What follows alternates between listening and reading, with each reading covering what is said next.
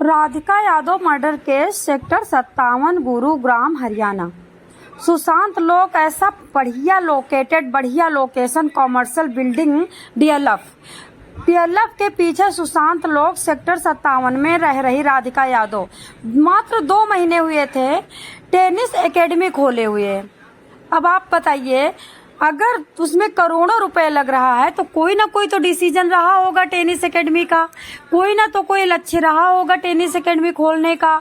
उसके लिए उसने 2 साल ट्रेनिंग भी ली थी किसी दूसरे इंस्टीट्यूट में जाकर के टेनिस सिखाने के लिए। तो आप बताइए ऐसा क्या हुआ कि पापा ने कहा ट्रेनिंग एकेडमी बंद कर दो, टेनिस एकेडमी ट्रेनिंग वाली बंद कर दो, ऐसा क्या हुआ?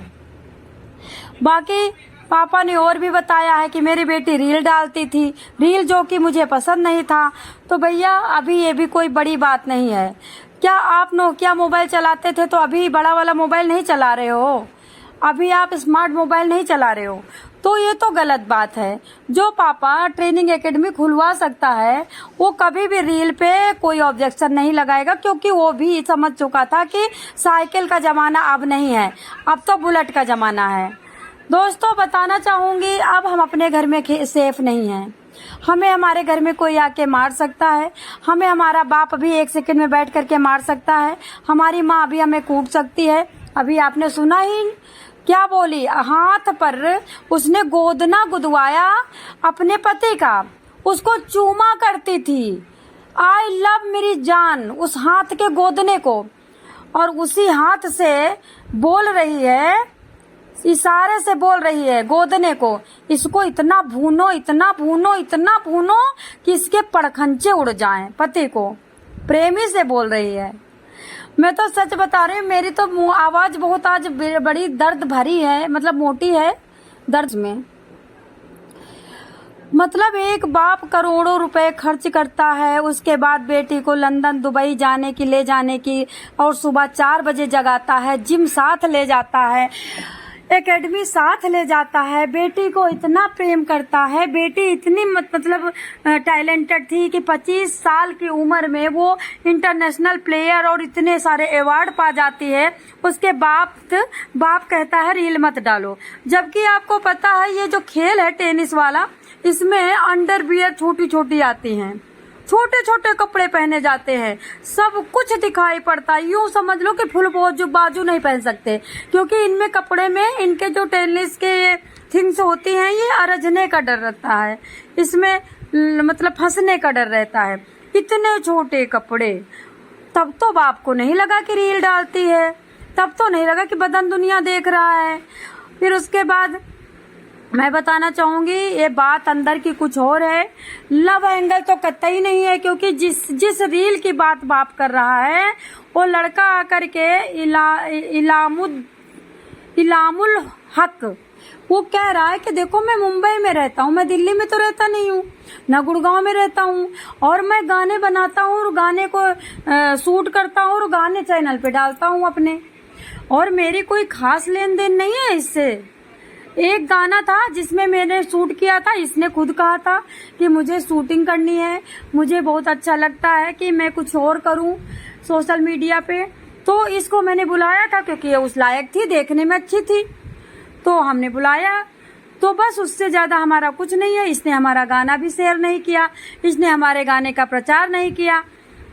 टेनिस खिलाड़ी थी, चाहती तो कितना सारा प्रचार कर देती, तो हमने वो गाना डिलीट कर दिया। जब जिसके लिए मैंने गाना बनाया, जो वहाँ मुंबई आई, उसने तो प्रचार नहीं किया, और मुझे भी गाना कुछ जचा नहीं, जचा क्या गाना चला ही नहीं, तो हमें क्या पड़ी थी, तो हमने भी डीएक्टिवेट कर दिया।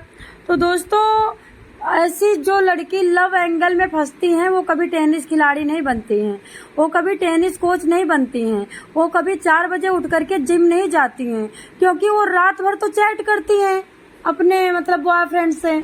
तो आप बताइए 4 बजे उठ के जिम जा सकती हैं, तो उनको शाम को 9 या 10 बजे सोना पड़ता है 4 बजे उठने के लिए, और जो 4-9 बजे सो जाती है ना उसके बॉयफ्रेंड नहीं होता है, जो रात के 3 बजे तक जागती हैं और मोबाइल में कुटुर कुटुर करती रहती हैं, चैट फैट दुनिया भर की रिकॉर्डिंग भेजती रहती, उनके बॉयफ्रेंड होता है। थोड़ा लॉजिक तो लगाओ। अभी तक फैमिली होती थी, दादी होती थी, दादा होते थे, भाभी, मामी, नानी, बड़ी अम्मा, छोटी अम्मा, बुआ, तब कोई नहीं मरता था।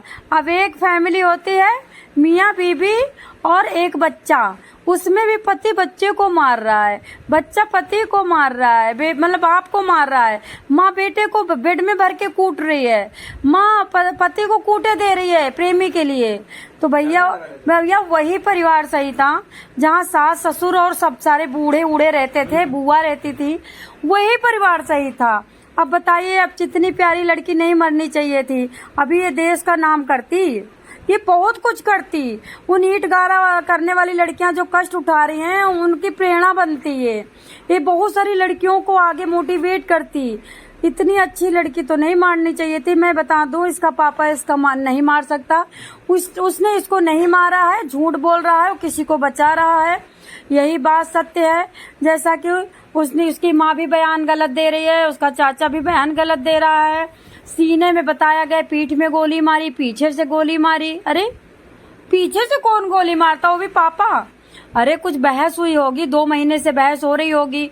अगर 2 महीने से बहस होती तो ये ट्रेनिंग एकेडमी नहीं खुलती टेनिस वाली। तो 2 महीने से तो बहस नहीं हो रही थी। या फिर एकाएक कोई राज खुला हो, या फिर कोई इसके घर में दूसरा तीसरा रह रहा हो जो इससे चिढ़ रहा हो, इससे जल रहा हो, इससे नफरत कर रहा हो, उसे मौका मिल गया हो मारने का किचन में जा करके। तो इसका पापा तो नहीं मारा है, दीपक यादव नहीं मार सकता, उसके चेहरे से लगता वो एक चींटी भी नहीं मार सकता।